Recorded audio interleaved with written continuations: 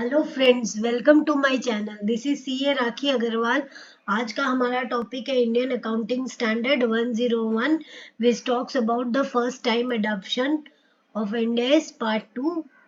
So in the previous discussion we had discussed about the some important definition relating to these standards. Then we had discussed the general accounting principles of first time adoption, and then we had discussed about the accounting policies and some optional exemptions. Now we are going to continue with the optional exemption in today's discussion, and also we will discuss mandatory exception one case study. So let's start our topic. Now we are going to discuss about the long term foreign currency monetary item. What are monetary item? Monetary item means which is payable and receivable in cash. It may be, for example, in case of foreign currencies, long-term foreign currency payable and long-term foreign currency receivable.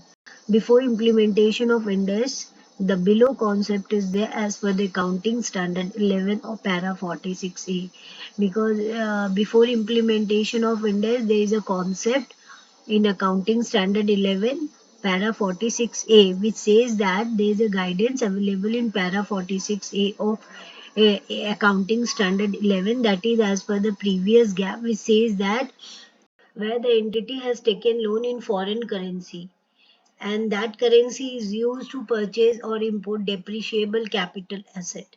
Means where the entity has taken loan in foreign currency and that currency is used to purchase the depreciable capital asset, then it should be, in such case, the difference in foreign currencies shall be capitalized with the value of assets. Where the entity has taken loan in foreign currency and that currency is used to purchase or import non-depreciable asset, which are not depreciable, non-depreciable asset.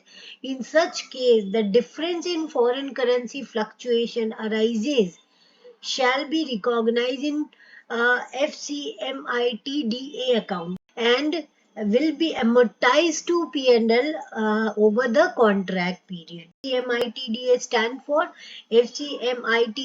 stands for Foreign Currency Monetary Item Translation Difference Account, that is recognized as a part of reserve and surplus. Now this is as per accounting standard 11, as per the previous gap para 46A says that. But as per the accounting, as per the Ind-As 21, as per the Ind-As 21 guidance, which says that all the exchange difference due to foreign currency fluctuation shall go to the profit and loss account, shall be recognized or charged to profit and loss account. Means all the difference in foreign currency fluctuation is to be charged to P&L account.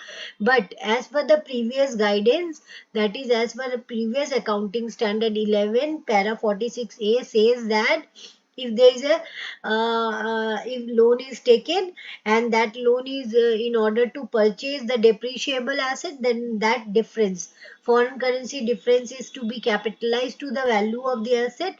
And in case where the difference is due to non-depreciable asset, that difference, when there is a loan taken in foreign currency and that loan is used to purchase non-depreciable asset, then such difference, foreign currency fluctuation, shall be recognized in a FIMDA account, and it is amortized over the period of contract to the profit and loss account.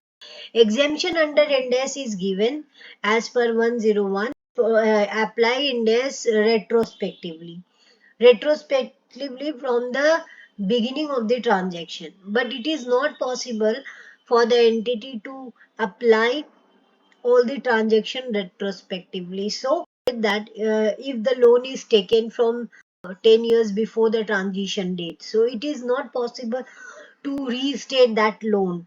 It is said that exemption is given by the standard, that is Ind-As 101, that if it's not possible to apply the standard retrospectively, then continue the same accounting policy of exchange difference on the loan taken before beginning of the Ind-As reporting period. Now, what is Ind-As reporting period? Let's take an example to understand that beginning of the Ind-As reporting period क्या होता है. Means कौन से date को आप बोलोगे beginning of the Ind-As reporting period. Suppose आपका transition date है on 1st April 2015. That is the transition date. Comparative period हो गया 31st March 2016. Reporting period, that is on the year on which Ind-As is applied, that is 31st March 2017. Now beginning of the reporting period means this year आपका Ind-As adopt हुआ है, adoption period, that is on 1st April 2016 से 31st March 2017, that is the year. So beginning of the reporting period is 1st April 2016. That is the adoption date. So suppose you has taken a loan of rupees $1,000 on 1st January 2016 and $1,300 has been taken, loan is taken on 30 June 2016. Now before the adoption date, that is before the date of beginning of the Ind-As reporting date, the loan which has been taken, that is the $1,000 loan, has been taken on 1st January 2016. Then exemption will be applicable, that is same accounting policy you will apply retrospectively, whatever you had applied for the loan which has been taken before the beginning of the Ind-As reporting period. But after that, whatever loan has been taken, that is on 30 June 2016, if the loan has taken, that is $1,300, then in that case exemption will not be applicable. Ind-As 21 provision will be adopted, will be applied. Means whatever loan has been taken before adoption of Ind-As, that is before the beginning of the Ind-As reporting period, on that loan exemption will be applicable, but you will continue to apply the same accounting policy on that loan. But whatever the loan taken after implementation of Ind-As, for that loan you have to apply the provision of Ind-As 21. So this is the exemption. Now this concept is explained with the help of examples. Suppose Y Limited is a first time adopter of Ind-As. The date of transition is 1st April 2021. On the date of transition, there is a long term foreign currency monetary liability of rupees 60 crores. That is US dollar 10 million converted at an exchange rate of rupees 60 per dollar. The accumulated exchange difference on the date of transition is nil. Since Y Limited was following AS 11 notified under Companies Rule 2006 and has not exercised the option provided in para 46-46A of AS 11. The company wants to avail the option under para 46A of AS 11 prospectively or retrospectively on the date of transition to the Ind-As. How should it accounts for the transition difference in respect of the items under Ind-As 101? So solution, Y Limited is the first time adopter of Ind-As. He has applied Ind-As for the first time. Date of transition is 1st April 2021. Outstanding balance of long-term foreign currency loan on the date of transition is, outstanding balance of the loan is on the date of transition is rupees 60 crores, which is $10 million is converted into rupees 60 per dollar. So it becomes 60 crores. Accumulated exchange difference on the date of transition is nil. Y Limited follow Ind-As 11. They follow Ind-As 11, but they had not adopted para 46 or 46A on their loans. But the company wants to avail the option under para 46 or 46A on the transition date. So company wants to avail the option under para 46 or 46A on the transition date. Conclusion, the company will not be able to avail the option under para 46A of AS11 guidance under Ind-As and will not be able to capitalize forex gain or loss either prospectively or retrospectively. So in this case, the company will not be able to avail the option under para 46A of section of accounting standard 11 because there is no such guidance available in Ind-As and will not be able to capitalize forex gain and loss either prospectively or retrospectively. Now continue with the previous example. In the previous example, suppose the spot rate of dollar as on 31st March 2022 becomes increased to from 60 rupees 60 per dollar to 65 per dollar. Next year, the spot rate of dollar increase from 60 to 65 per dollar.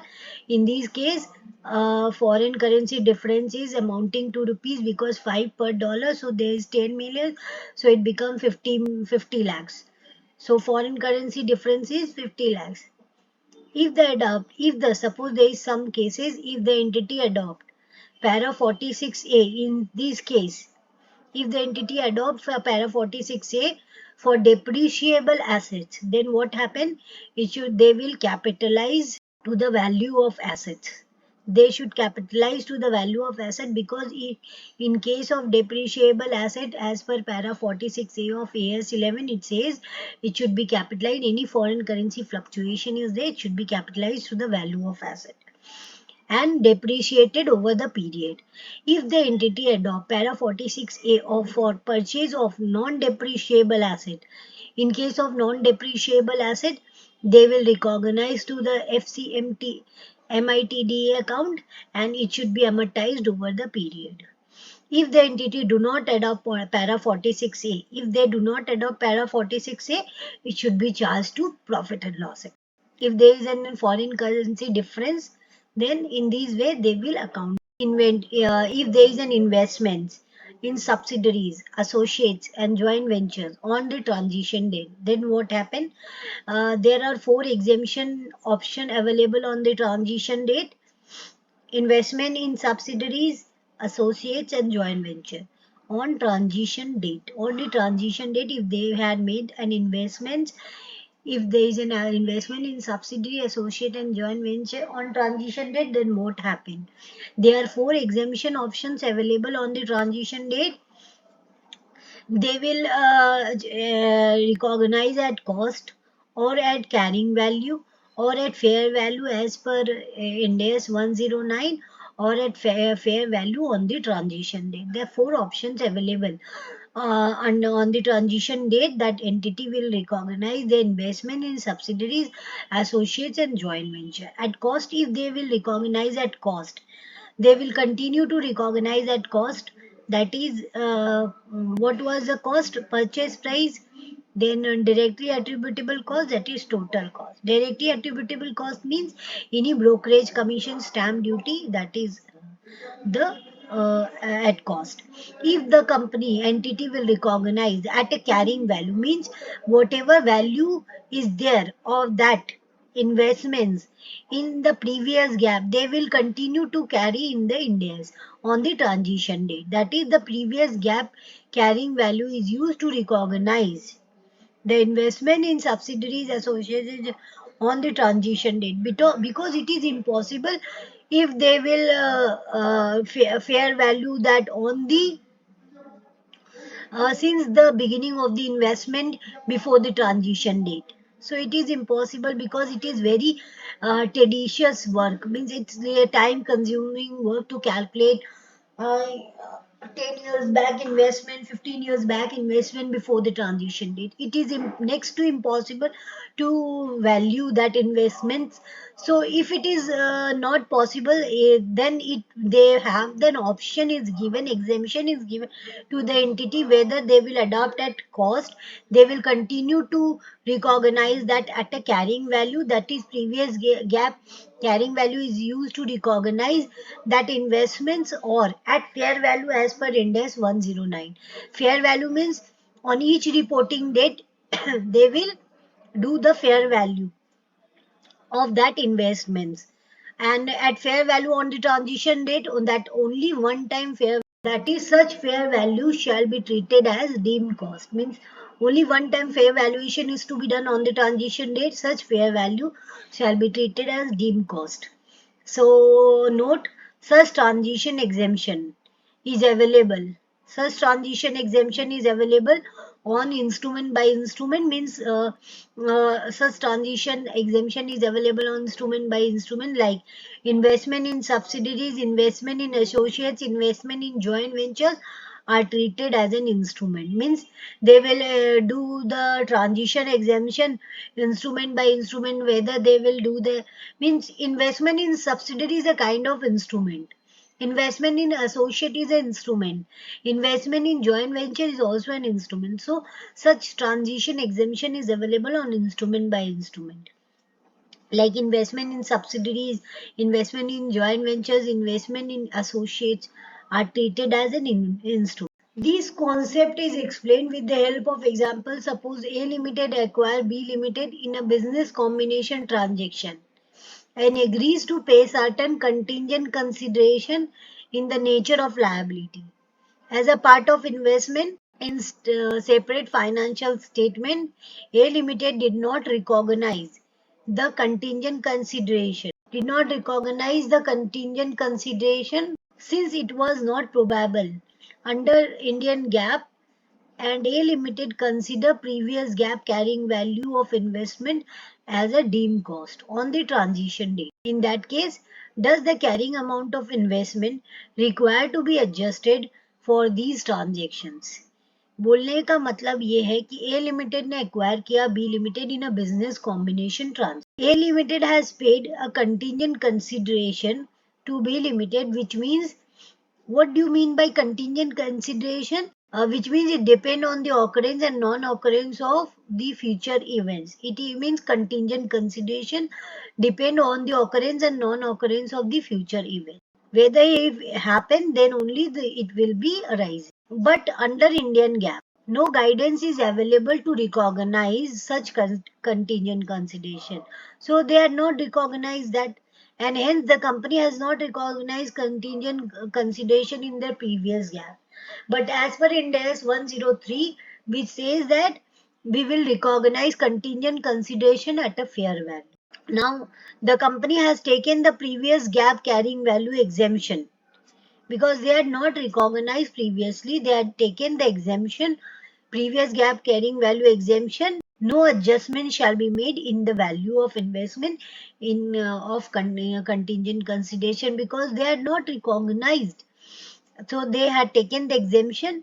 No adjustment is to be made in the value of investment. Such contingent consideration shall be adjusted in the retained earning on the transition date. Such contingent consideration need to be fair value on each reporting date, and change in fair value is to be recognized in the profit and loss. After application of Ind-As, they will do the fair value of that contingent consideration. The change in the fair value they will recognize to the profit and loss account. Now, non-current asset held for sale. As per Ind-As 105, what it says, non-current asset held for sale is recognized at as per Ind-As 105, non-current asset held for sale is recognized at the lower of the following, that is cost of asset or fair value less cost of disposal. Exemption क्या दिया हुआ है कि do accounting on the transition date as per the facts available on that date. Means it is not possible because in previous gap there is no such criteria for non-current asset held for sale to recognize separately. So they will do the accounting from the transition date as per the facts available on that day. There is no such data available for that. So they will exemption is available for these standard for this non-current asset held for sale कि आप do the accounting on the transition date whatever the facts are available on that. Now, stripping cost means Ind-As 106, what it says, stripping cost means extraction cost used in case of mining. Stripping cost is a that cost that is if you are doing extraction on mining, then that cost is said to be as extraction cost is said as a stripping cost, which is that cost arises at the time of doing the mining. Now, what apply these standard retrospectively? These standard says that apply this concept of Ind-As 106 retrospectively. But exemption as per Ind-As 101, what it says, apply this standard prospectively. Designation of contract to buy or sell non-financial items. If there is a designation of contract to buy or sell non-financial items, then exemption is recognized at fair value through profit and loss account on the transition. Now, designation of financial instrument.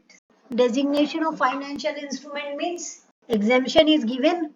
Designation of financial instrument. Exemption company can recognize financial assets and financial liabilities at fair value through profit and loss account on the transition date. So designation of financial instrument, exemption is given, company can recognize financial assets and financial liability at fair value through profit and loss account on the transition date. Now, extinguishments of financial liability with equity. If there is an extinguishment of financial liability with equity, if you will extinguish the liability with equity, means you will convert that financial liability into equity. Then as per Ind-As 109, what it says, suppose A Limited has taken a loan, rupees 1 lakh from B Limited, and settlement happens in equity. Exemption apply Ind-As 109 on the transition date. So exemption is given that apply the concept of Ind-As 109 on the transition date, not for retrospectively. No need to apply retrospectively. Now, severe hyperinflation as per Ind-As 29. Company may recognize its assets and liabilities at fair value. After normalization of hyperinflation, company may recognize its assets and liabilities at fair value after the normalization of hyperinflation. Compound financial instrument. Ind-As 32. Compound means mixture of two or more elements. That is, financial instrument means financial asset, financial liability, and equity. Compound financial instrument as per Ind-As 32, what it says, it is a mixture of two or more elements. It is a mixture. Compound means mixture of two or more elements. Financial instrument means financial asset, financial liability, and equity. So it is accounted as financial assets for one entity and financial liability or equity for another entity. Then it is considered as a compound financial instrument. If both financial liability and equity feature is there, then it is considered as compound financial instrument. In this case, split accounting is followed. Total consideration less liability component, the rebalancing figure is the equity component. Exemption, where in case of compound financial instrument, the liability portion has been paid before transition date, then no need to apply Ind-As 32 split accounting. Exemption क्या है? Where in case of compound financial instrument, the liability portion has been paid before transition date. अगर आपने liability pay कर दी है, in case of compound financial instrument, before the transition date, then no need to apply Ind-As 32 split accounting. The exemption is that you no need to apply Ind-As 32 split accounting if you had paid the liability before transition date in case of compound financial instrument. This is to be explained with the help of example. Suppose X Limited issue 30,000 6% convertible debenture at the rate rupees 100 per debenture on 1st April 2021. Redemption at a premium of 110% on the issue price. Holder has an option to convert. Discounting rate is equals to 10%. Date of redemption equals to 31st March 2025. Date of transition is 1st April 2023. Now solution. Okay, firstly I need to go back, and that is when the transaction is actually happen. When the transaction is happen, it will be happen on 1st April 2021. and transition date is 1st April 2023. So I will go to the transaction date and apply the principles of Ind-As 109 and bring it to the carrying value on the transition date, and then we will record it. Recognition will be made through retained earning. Through retained earning, any gain or loss is to be recognized. Suppose the component evaluation is principal. If the principal is redeemed, it will be a financial liability. Interest payment is also a financial liability, and conversion of liability into equity is an equity component. So it is a compound financial instrument because it contains the liability component also and equity component. So split accounting is to be done. Total proceed is 30 lakhs. Present value of liability, we have to find out how we will do the computation of present value of the liability by pulling out by using the present value factor at the rate 10%. So we will 33 lakhs is the redemption value. 10% is to be at a premium. Redemption is to be made at a premium. So at the 4th year, so principal amount 1, 2, 3, 4. At the 4th year, they will pay the principal amount, that is 33 lakhs. Interest is to be paid 30 lakhs ka 6%, that is 1,80,000 every year. We will pull it that factor at a present value factor of 10%. So pulling factor present value is 1,80,000 into 0.91, that is 1,63,800. 1,80,000 into 0.83, that is 149,400. 1,80,000 into 0.75, that is 135,000. 1,35,000. 1,80,000 plus 33 lakhs into 0.68, it becomes 23,66,400. So the total present value is 28,14,600. So total liability, present value of the liability is 28,14,600. Total proceed is 30 lakhs less present value of liability is 28,14,600. So the remaining becomes the equity 1,85,400. Computation of amortized cost of loan, that is year 1, 2, 3, 4. Opening balance is 28,114,600. Interest is 2,81,460, that is at the rate 10%. Payment is 1,80,000. So opening plus interest minus payment becomes the closing value 29,16,060, which becomes the opening value in the next year, and interest becomes 2,91,606 and the payment is 1,80,000. So the opening plus interest minus payment becomes the closing value, that is 30,27,666, which becomes again the opening value 30,27,666. Interest is at the rate 10%, so 3,02,767. Payment is done is 1,80,000. Closing balance is opening plus interest minus payment becomes the closing balance, that is 31,54,33. And on the 4th year, it becomes the opening balance, interest at the rate 10% on the opening balance. Payment is done of principal plus interest, that is 33 lakhs plus 1,80,000, that is 3480. The closing balance becomes nil.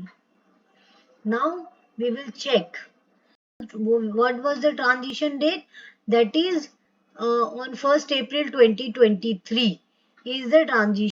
So the 23 का जो opening value है वो है 30,27,666. So what entry we will do on the transition date? We will reverse the old debenture liability as per previous gap by 30 lakhs, because 30 lakhs is the old liability, and we will recognize the new liability as per fair value, that is 30 lakhs 27,666, and the remaining figure is we will recognize the equity, because equity will always be the same. So we will recognize at 1,85,400, and the remaining value is the balancing figure is to be transferred to the retained earning, that is 2,13,066. That is the balancing figure which will be transferred to the retained earning. In this way the component accounting is to be done and it should be recognized on the transition date by pulling So what it says, in liability portion has been paid. It is not paid now, so we are applying split accounting. If it is paid before the transition date, then we will not apply these accounting. We will not apply the split accounting because it is not paid. That's why we are applying the split accounting in this case. Assets and liabilities of subsidiaries, associates and joint ventures. Subsidiary adopt Ind-As as first time adopter. Subsidiary adopt Ind-As as first time adopter after adoption of a parent company. If the subsidiary adopt Ind-As for the first time, and previously before adopting subsidiary, parent company has already adopted the Ind-As. So subsidiary adopted the Ind-As after adaptation of Ind-As by the parent company. Then what happens? A concept is explained with the help of example. Suppose on 1st April 2015, parent adopted Ind-As. So parent company has adopted Ind-As and subsidiary adopted subsequent. Adopted on 1st April 2018. When parent has already adopted on 2015, subsidiary adopted subsequently on 1st April 2018. Now parent company follow MCA roadmap for adaptation of Ind-As and subsidiary. As the subsidiary company is an NBFC company, they follow the RBI roadmap. And the parent company follow MCA roadmap. Because the parent company has already adopted on 1st April 2015. At that time, parent company prepares financials as per Ind-As. But subsidiary are preparing their financials as per IGAP. So, but for consolidation purpose, subsidiary needs to adopt Ind-As and give its number to the parent company as per Ind-As. So, there are options available to the subsidiary company. What options are available? If they are adopting Ind-As, use carrying value of Ind-As numbers on its transition date. That is, they use the carrying value on the transition, which will be given by subsidiaries to its parent for consolidation. So carrying value of index numbers on its transition date को आप use कर लीजिए, जो कि आपने पहले subsidy India parent company को दी थी फॉर कंसोलिडेशन पर्पज. या तो आप वही नंबर्स को यूज कर लीजिए ऑन द ट्रांजिशन डेट, और या फिर आप अडॉप्ट कीजिए फ्रेशली इंडेक्स पूरा अप्लाई कीजिए अपने फाइनेंशियल्स पे ऑन द ट्रांजिशन डेट. या तो उसी नंबर को आप कैरी फॉरवर्ड कर लीजिए जो आपने दी थी to the parent company for consolidation purpose, और या आपके पास ऑप्शन है कि आप अपना अप्लाई कीजिए index professionally on the transition date. आपके पास ऑप्शन दिया गया है. अब एक अनदर कॉन्सेप्ट है कि अगर सब्सिडरी कंपनी ने इंडेक्स पहले अप्लाई कर लिया और पेरेंट ने बाद में अप्लाई किया फॉर द फर्स्ट टाइम, तब क्या होगा? दैट इज सब्सिडरी ने अप्लाई किया इंडेक्स ऑन 1st April 2015 और पेरेंट ने अप्लाई किया on 1st April 2018. Then what happened? But where parent adopt Ind-As subsequently to that, then the carrying value of the subsidiary, जो भी carrying value है of the subsidiary numbers will be considered for consolidation. वो carrying value subsidiaries का उसी को आप consider करोगे for consolidation purpose. Now revenue under 105, what it says? Revenue says that as per the guidance available under Ind-As 105, it says apply retrospectively. Revenue recognize retrospectively. Before the transition date, you have to restate, but it is not possible for an entity to restate all the revenue recognition since the beginning or before the transition date. So what exemption is given? In case of completed contract, if the completed contract is there, no need to restate. You do no need to restate the revenue. In case the completed contract with variable consideration is there, then use transaction price for revenue recognition. No need to estimate variable consideration. If there is a disclosure of allocation of transaction price, disclosure of allocation of transaction price into performance obligation before first reporting period, then no requirement is there to restate. Now joint arrangement is means when joint arrangement is there, is divided into two parts. It's maybe a joint venture or joint operation. Joint arrangement is divided into two parts. Firstly, the joint venture, and another one is joint operation. Under if you are applying Indian GAAP accounting, as per the Indian GAAP accounting, what it says, in case of joint venture, proportionate basis of accounting is applied in case of joint venture, and in case of joint operation also proportionate basis of accounting is applied in case of previous accounting, and IGAP के हिसाब से proportionate basis of accounting is applied in both the cases, in case of joint venture also, in case of joint operation also. But under Ind-As accounting standard, under joint venture के लिए equity accounting is used, and joint operation के लिए proportionate basis of accounting is used. Now transition exemption क्या है? Firstly you will derecognise the proportionate assets and liabilities. Whatever before the transition date is there, de-recognize all the proportionate assets and liabilities. Recognize investments in joint venture. Adjustment for share of profit and loss of joint venture. Make an adjustment of share of profits of loss of joint venture, and difference between proportionate assets and liabilities, which results into a negative adjustment. Then liability is there, provided contractual obligation exists. Other than negative adjustment, if no negative adjustment is there, अगर आप difference निकालो proportionate asset and liability का, और उसमें से investment जो निकल के आए, जो रिजल्ट निकल के आए वो नेगेटिव हो, तो आप उसको लायबिलिटी रिकॉग्नाइज कीजिए, और अगर नेगेटिव नहीं हो तो recognise in the retain earning. Fair value measurements of assets and liabilities. Recognize fair value on the transition date based on the facts and circumstances existed on the transition date. Whatever facts and circumstances existed on the transition date, recognize the fair value on the transition date. Now, decommissioning liability means on 1st April 2010, the transaction date is there, and on 1st April 2015, the transition date is there. Transaction date is 2010 and transition date is 2015. Now, compute the fair value of decommissioning liability on the transaction date, that is rupees 60,000. So, the accounting entry will be PP account debit to decommissioning liability by 60,000. Interest is accrued on liability, that is 40,000 interest is there, which is accrued on the liability. On the transition date, what happened? Standard says first compute the fair value of decommissioning liability on the transition date. So compute, if they had computed, it becomes 1 lakh. So which is previously before on the transaction date 60,000, and on that 60,000 depreciation is to be charged.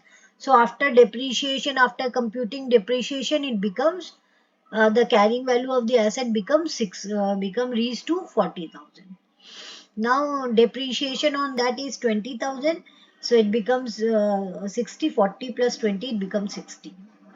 Liability become 1 lakh. How it becomes 1 lakh? Because 60,000 is the property plant equipment, 20,000 depreciation is charged, so carrying value become 40,000, and interest is created on the liability, so it becomes, the liability becomes 60, decommissioning liability becomes 60 plus 40. So carrying value of asset becomes 40,000 and liability becomes 1 lakh. Because interest is accreted on the liability.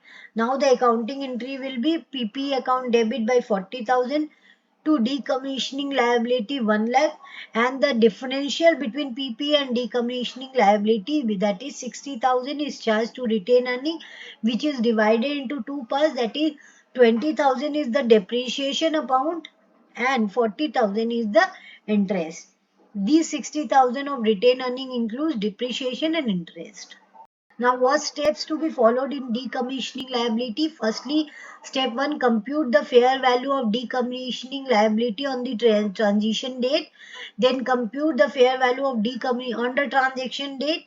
Then depreciate PPE till transition date.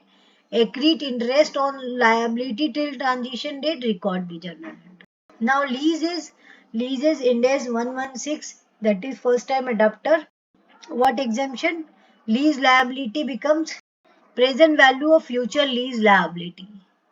If lease liability is there, present value of future lease liability, apply prospectively. ROU asset, same value as that of lease liability, apply prospectively, or compute ROE retrospectively.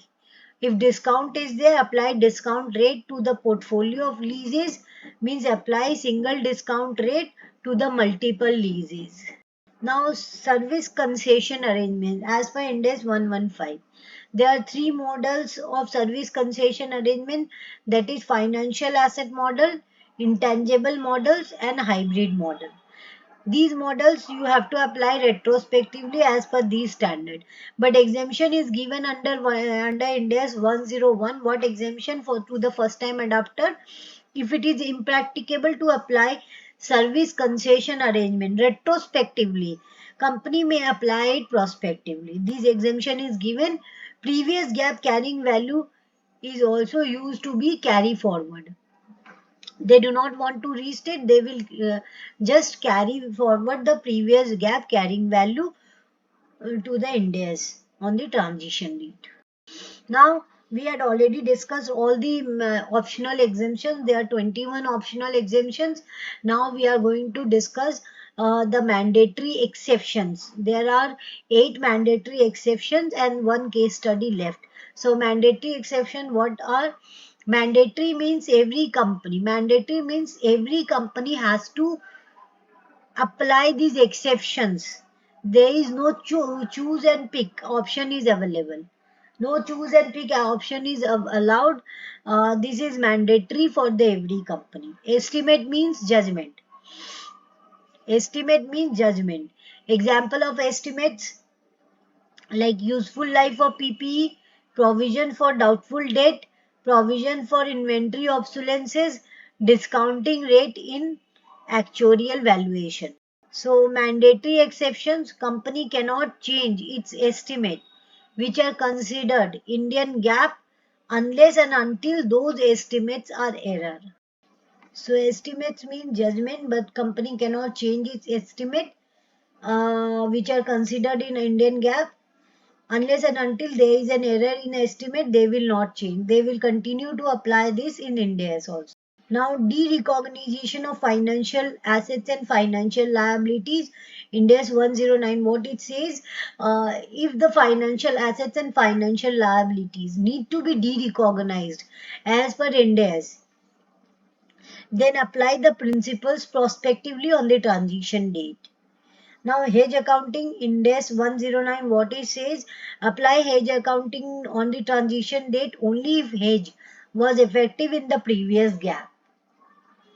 For derivative accounting, recognize such derivative at fair value on the transition date. Any unamortized retained earning related deferred asset shall be reversed through retained earning.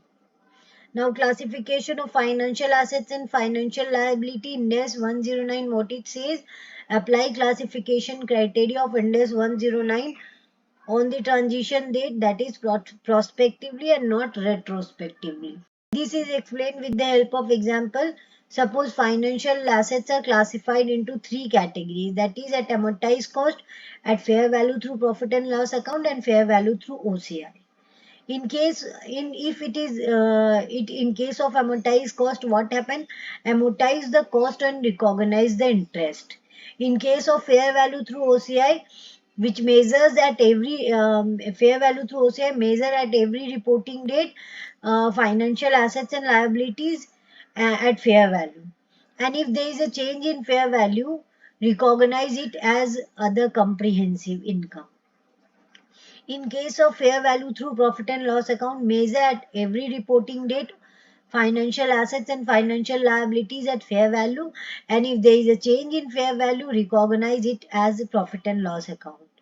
Now, so the accounting depends on the classification, and classification depend on the business model and cash flow models. And such classification has to be done on the date of initial recognition as per Ind-As 109. As per the general rules of Ind-As, apply the principal retrospectively, means from the beginning of the date of transaction.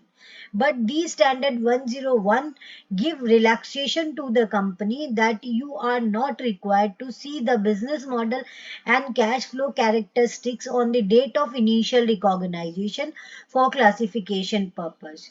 You need to see the facts and circumstances on the transition date for classification of financial assets and liabilities. So no need to check the characteristics and for the classification of financial assets and liabilities from the transaction date.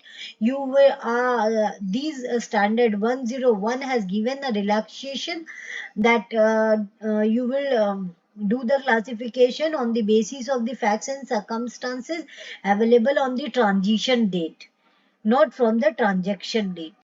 Now, impairments of financial assets, that is in the Ind-As 109, what it says, apply Ind-As 109 ECL model based on the facts existing on the transition date prospectively.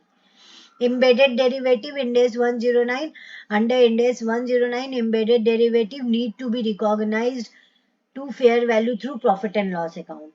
Evaluate whether it will be segregated or not.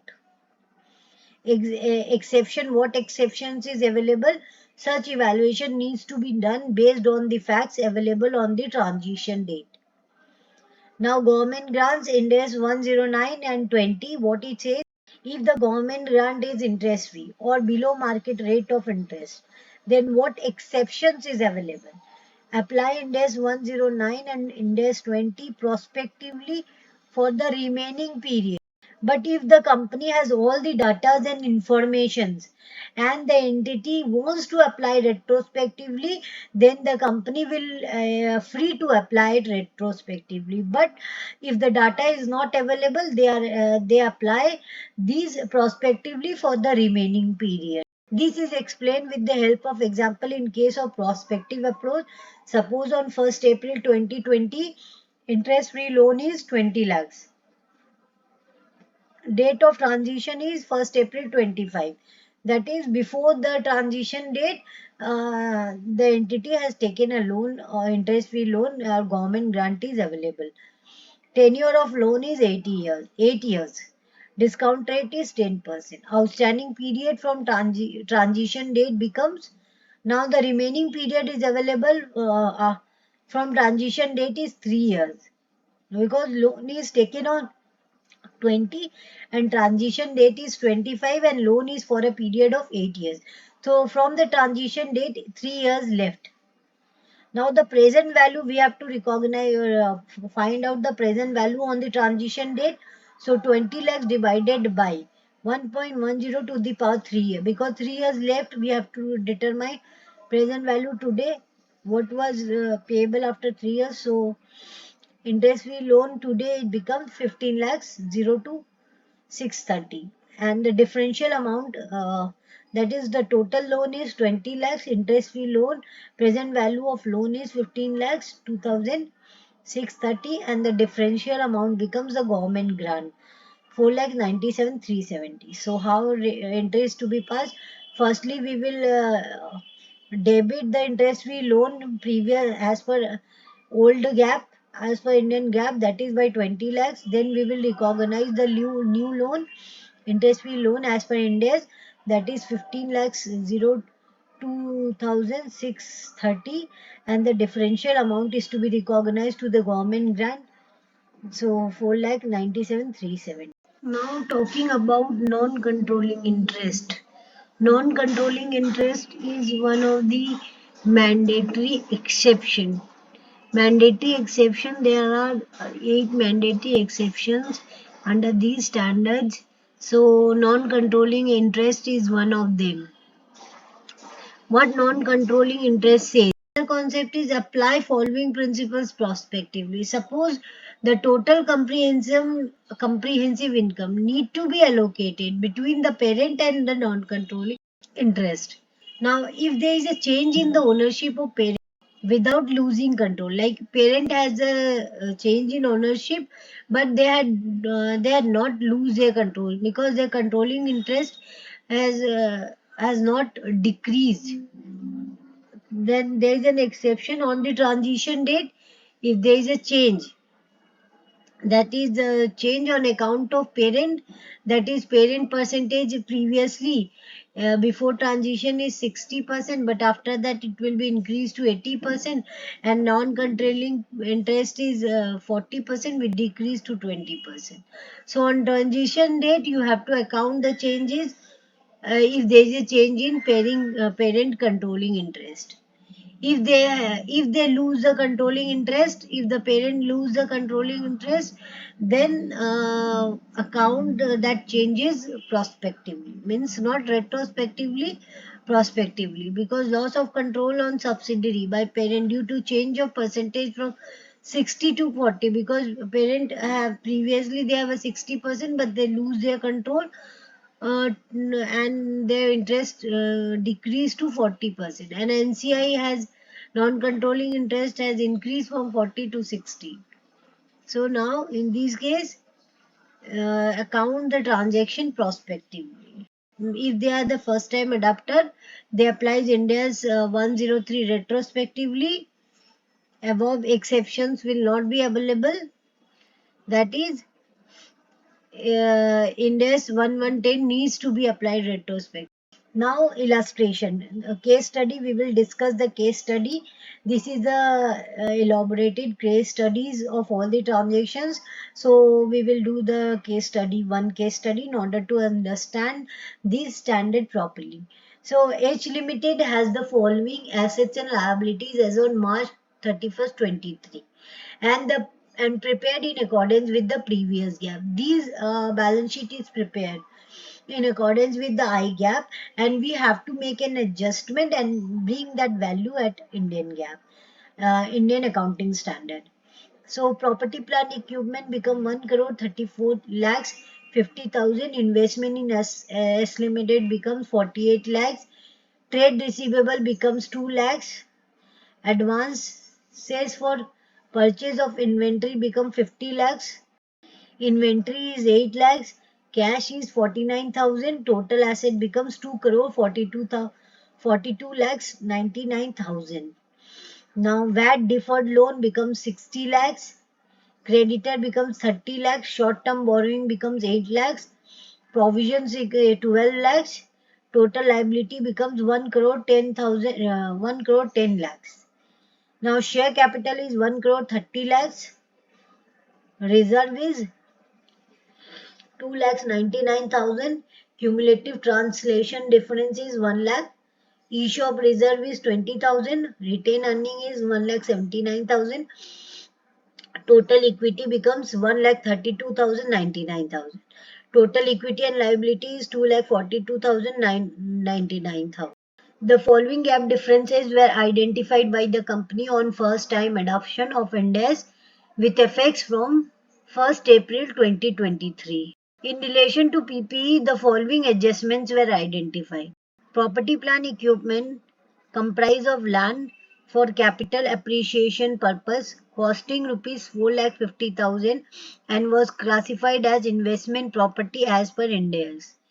Exchange difference of rupees 1 lakh were capitalized to depreciable PPE, on which accumulated depreciation of rupees 40,000 were recognized. There were no adjustments on retirement obligation. The management intends to adopt deemed cost exemption by using the previous gap carrying value as deemed cost as on the date of transition of PPE and investment property.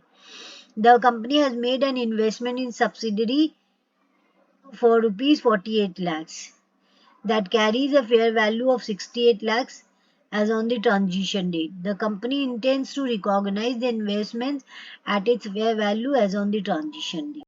Now first the step 1, prepare reconciliation as per Indian GAAP and as per Ind-As.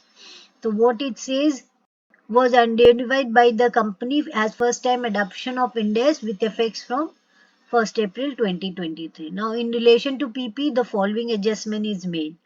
PP comprise of land held for capital appreciation purpose costing rupees itna and was classified as investment in property as per Ind-As. So these property, plant and equipment contains 1 crore 34 lakhs 50,000 contains amount related to capital appreciation. So it will be removed from here 4,50,000. It will be recognized in investment in property separately. So we will make one investment in property here and we will debit the investment in property and credit the property, plant and equipment by 4,50,000. We will make an investment in property account debit to PP. Now exchange difference of 1 lakh, that is CTA. CTA account is there. Cumulative translation difference of 1 lakh is there. What it says, it contains the company has non-integral foreign branches in accordance with AS 11 and has recognized a balance of rupees as a part of reserve. On the first time adaptation, the company intends to avail Ind-As 101 exemption of resetting the cumulative translation difference to zero. So what they will do, they will transfer all these CTA account to the retained earning because they will make this account zero. The CTA account becomes CTA account, that is cumulative translation is to be reduced from this and it will be charged to retain earning. It will be added to the retain earning. So retain earning value becomes, firstly we will do the fair valuation of investments. We will add this 1 lakh to the retain earning and remove 1 lakh from the cumulative translation difference and make it zero. Now there was no asset retirement obligation. The management intends to adopt deemed cost exemption for using the previous gap carrying value as deemed cost as the date of, so they will take these as a carrying value. Indian gap as the carrying value, no adjustment is required to be done. Now the company has made investment in subsidiary S Limited of 48 lakhs and the fair value is itna. So they will recognize the investment at fair value. So they will make the investment in, because before in previous gap it become 48 lakhs. They will make it at fair value, that is 60 lakhs. So make an adjustment of 20 lakhs. So what accounting entry they will do? Investment in subsidiary by 20 lakhs to retain earning. These 20 lakhs is to be transferred to retain earning, adjusted to the retain earning, and 1 lakh is also added to the retain earning as FCTR balance. So this accounting is to be done. So they make adjustment in investment subsidiary by 20 lakhs, so it becomes 60 lakhs. And the remaining assets and liabilities is at their carrying value. No difference is there. Now another entry is, now financial and VAT deferral loan 60 lakhs. VAT deferral loan 60 lakhs was obtained on March 31st, 2020 for setting up business in backward region with a condition to create certain defined target for employment of local population of that region. The loan does not carry any interest and is repayable in full at the end of 5 years. In accordance with the Ind-As 109, the discounting factor on the loan is to be taken at 10% being incremental borrowing rate. Accordingly, the fair value of loan as on March is itna. Fair value is already given. The entity choose to exercise the option given in para 11 of Ind-As, that the entity choose to apply the requirement of Ind-As 109 financial instrument and DES 20 accounting for government grant and disclosure of government assistance retrospectively, and required information has been obtained at the time of initial accounting at VAT deferral loan. So these balances already given fair value. So the differential amount, that is VAT loan is, how much the VAT loan is given. VAT deferral loan is 60 lakhs and a fair value of that loan becomes 37 lakhs 25,000. So differential amount is to be reduced from the VAT deferral loan and recognized in recognized in the deferred government grant. This is where deferral loan is deferred and recognized in the government grant.